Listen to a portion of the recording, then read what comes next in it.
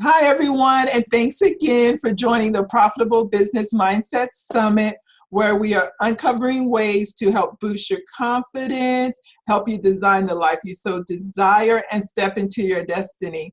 Today, we have the pleasure of having Margo Massery with us. She is a bookkeeping service and accounting firm that provide clients with state-of-the-art financial solutions. Their dedication is for highly trained QuickBooks specialists that will develop a custom plan to assist with small businesses and entrepreneurs' auditing needs. They also specialize in high net worth individuals, helping to reduce the burden of taxes, safeguarding access, and protect wealth. They offer customized financial solutions as well as on-site and remote services to meet specific needs for their clients. They are fulfilling bookkeeping and accounting services, which I'm sure we all need because we're all getting money in. Again, thank you so much, Margo, for joining us today. Absolutely. I'm excited to be here. Thank you for having me. And so we've heard a little bit about you and your bio, but can you tell us a little bit more about you personally? Sure. I started Margo's Bookkeeping 15 years ago. I'm the youngest of three girls. I have two sisters. I have two children, and I'm living in Long Island in Cedarhurst. Growing up, I was not from a home that was very wealthy, and I always felt that, these feelings of being deprived and like scarcity was always, it was always very in my aura. And I would always want stuff. And then my parents, they had a hard time with that.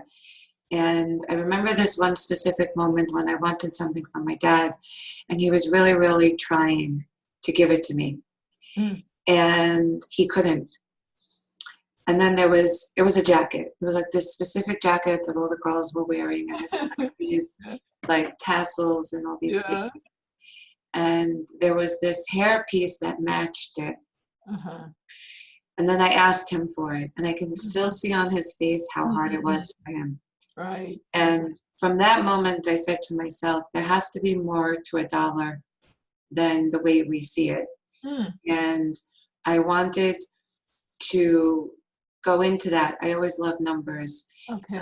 And then that's where Margo's Bookkeeping came 15 years ago. I do bookkeeping, accounting, and CFO work, outsourced CFO solutions to help business owners. So it's creating a partnership with our business owners, to create the business that they like and the lifestyle, like you perfectly said, to step into. Right. Oh, wow. So you spoke on a couple of things. The first one was that scarcity mindset.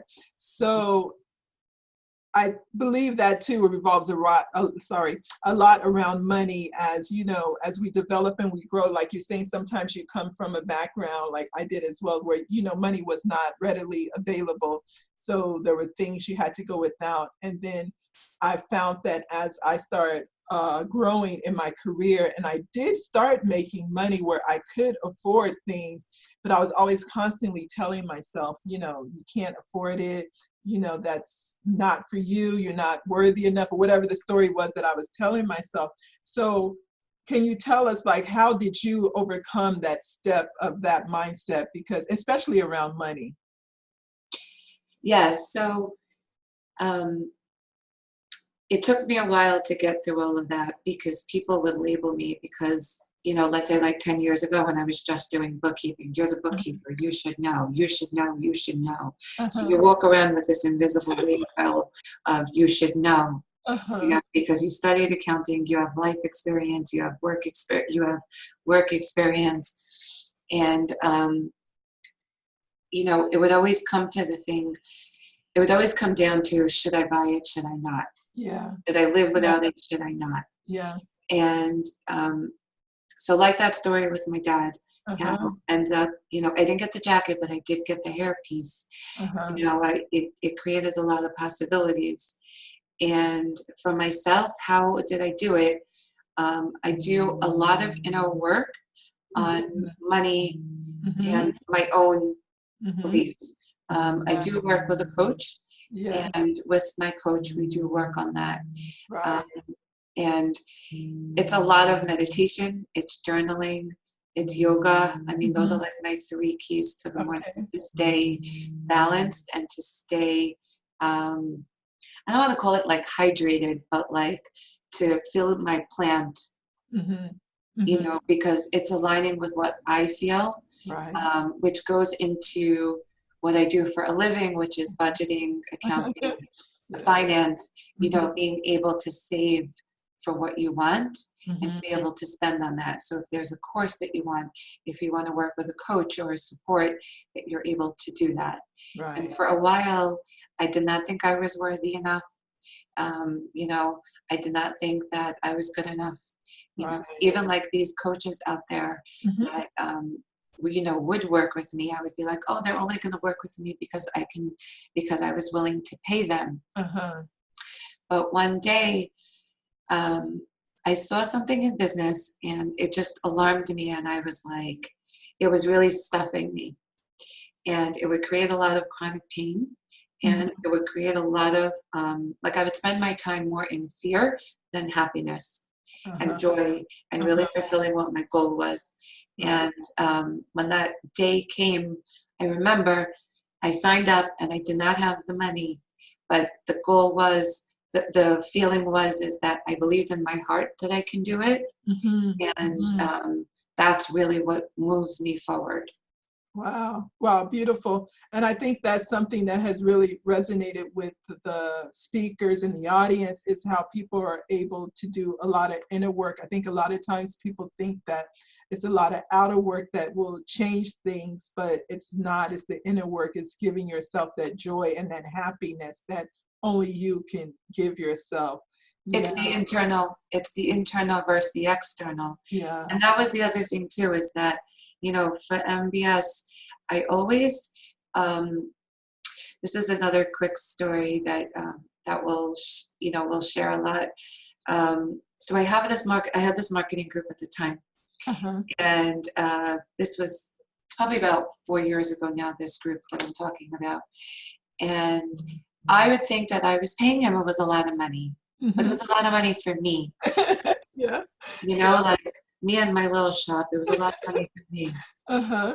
And he would always tell me stuff that it would be like, Margo, the clients are paying me more money. We're doing a lot for what will you pay? And it was like in the same bucket of like, should I invest into myself more or should I Mm-hmm. believe into myself more? Mm-hmm. And I remember just doing something and I was like, I don't need to be spoken to like this. I don't need to be in this situation every time where I'm not filling my own plant Yeah. and filling my nutrients of what I need. Right.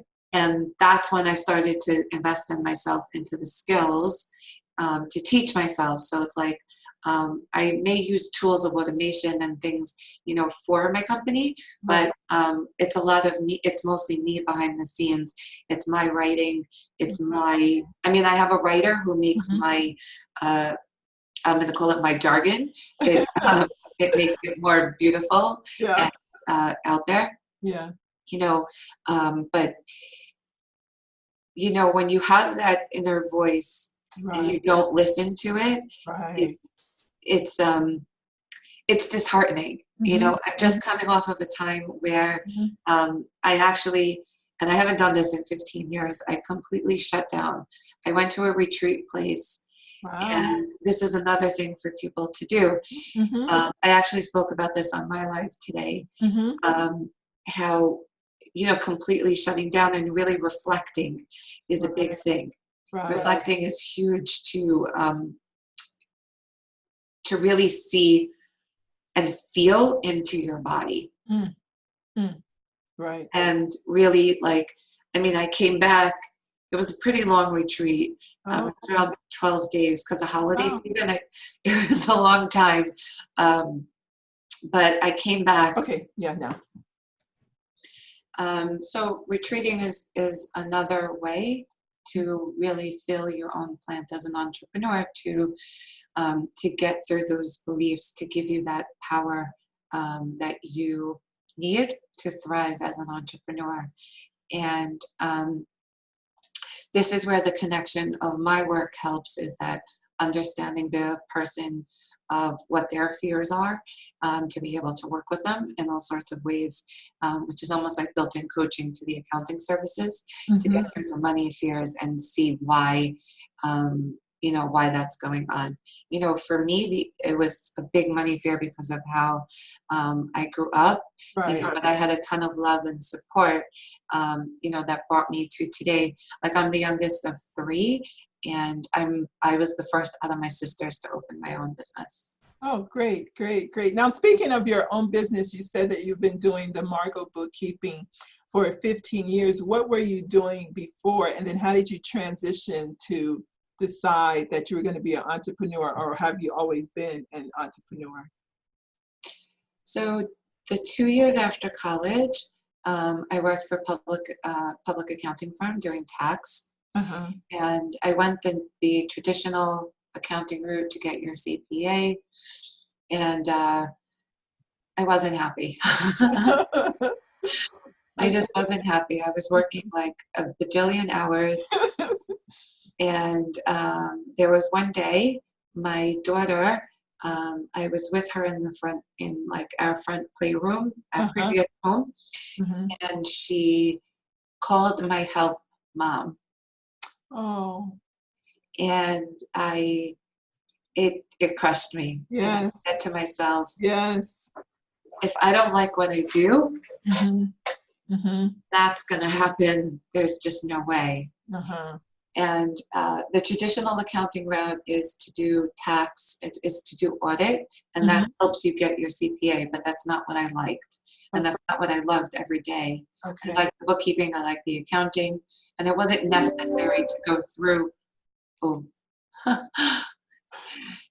it wasn't necessary to go through all of that. And I was fired from my first job because I was pregnant with my son. And I was looking for work when I gave birth to him to do while he was sleeping. And I was only looking for like 15 hours a week. Maybe like 10, I think. Yeah. I don't know. Like, it was just like when he slept. And one thing led into another. Some people telling me like, oh, you need a website and all these sorts of things. But all I wanted to do was find work while he was sleeping. Okay. So things built throughout the years that I've continued with it, because it led me to be able to service clients the way how I love, and to be able to raise my kids at the same time. Right, right. And I think as women, that become a big factor before, especially if you were working before and you didn't have children. Then once you have your children, your mind starts to shift, like, am I really going to spend all these hours working and, someone else with my child, and my child, going here and there, or am I going to make a way for me to be with them? Well, that's what was happening the 2 years in the accounting firm. And then I always worked through college. And in college, I always had some type of part-time job, 10, 20 hours a week, anything that would plug in, to have extra money. Yes. And those are definitely all sorts of things that I was like, I want to be with my kids. Growing up also, my mom worked, so my mom was not around. But again, my dad, they worked opposite schedules. So my dad worked at night, my mom worked during the day. So we definitely had a babysit. I definitely had a babysitter for like those leaky times of those plugins. But one of my biggest, I'm going to call it a dream. One of my biggest dream was to be around for my kids. Right. And I can say wholeheartedly today, I don't think I've missed anything of my kids. Wow. Been around. My oldest is 16. My daughter is 13. And even while I was retreating, I had my computer. I was able to do what I want all over. So as moms and entrepreneurs, we juggle very much.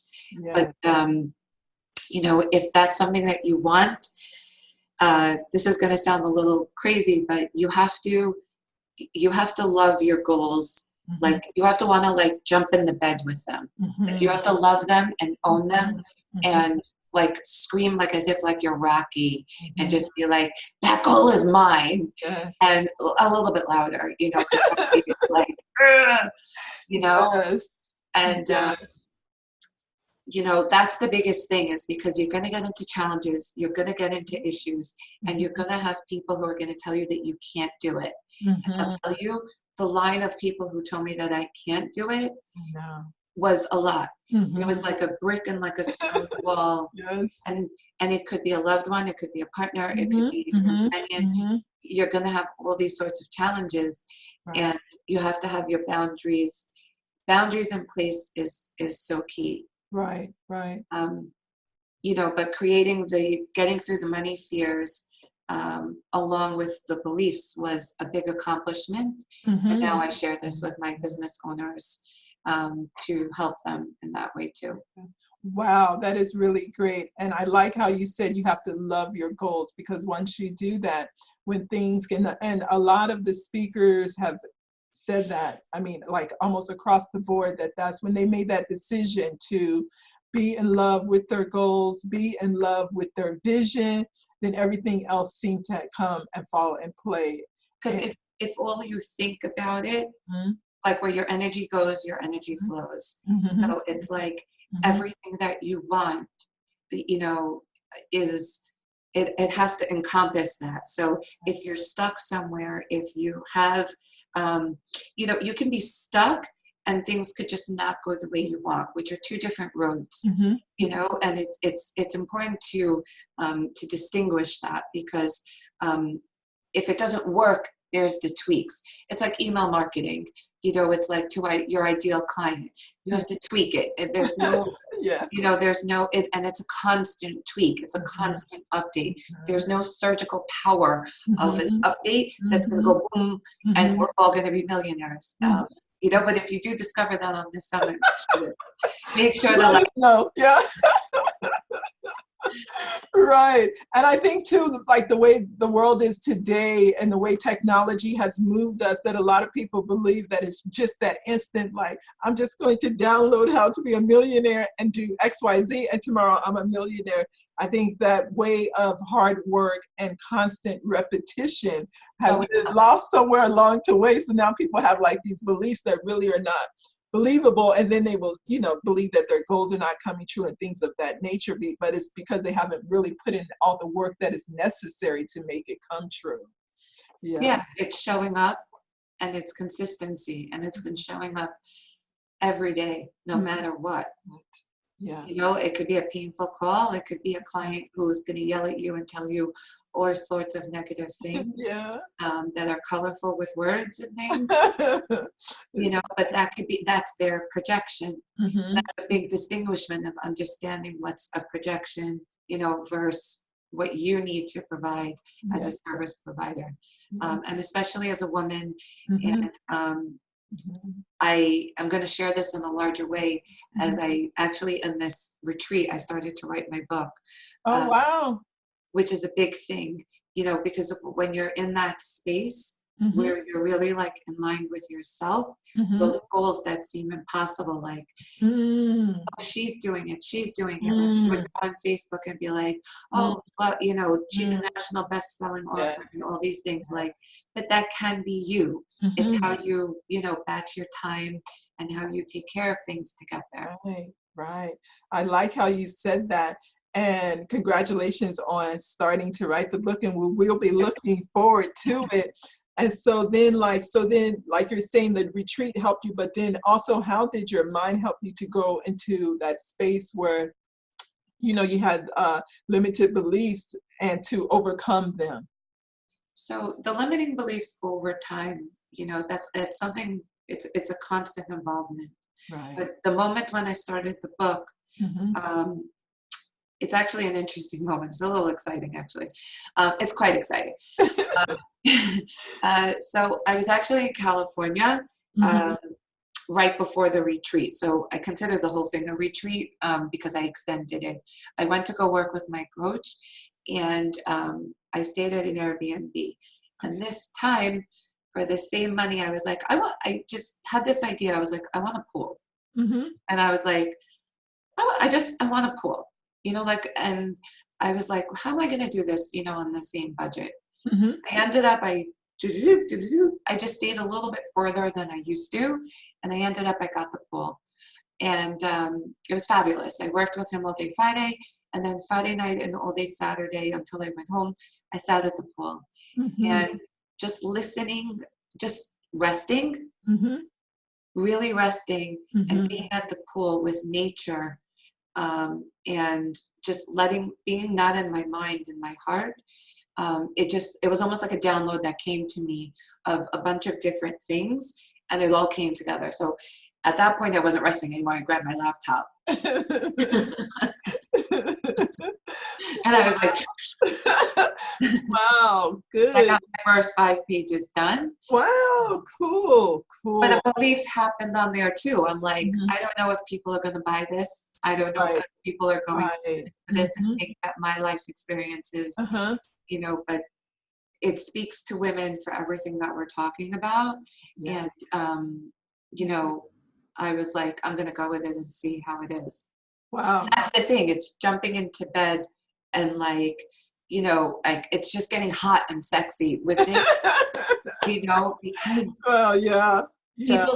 people think of me as like, oh, you're an accountant, you're writing a book. Uh-huh, Like, what are you uh-huh. writing, a budget or finance?